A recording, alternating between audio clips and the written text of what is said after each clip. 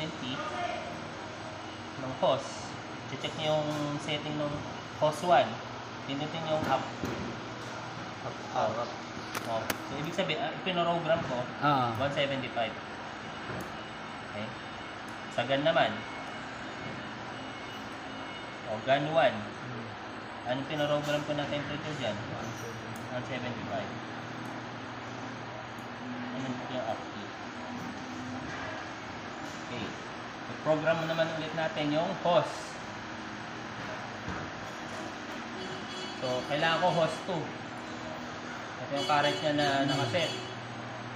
Set natin, 175. Enter. Okay. And GAN naman. GAN 2. GAN 175. Okay.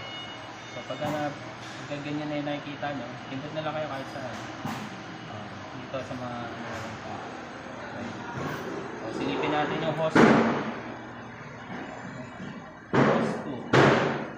Ito yung current. Ito yung pinogram. Same din sa GAN. Sa tangke. Meron din sa tangke. 170. Pagka walang 170 talaga. Ngayon, tatry ko po program ako yung tangke. Okay.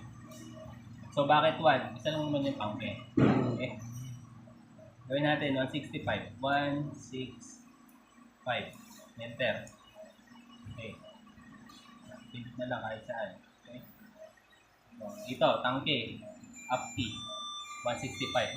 Kasi 165 yung ipinorogram ko. Gusto natin ibalik.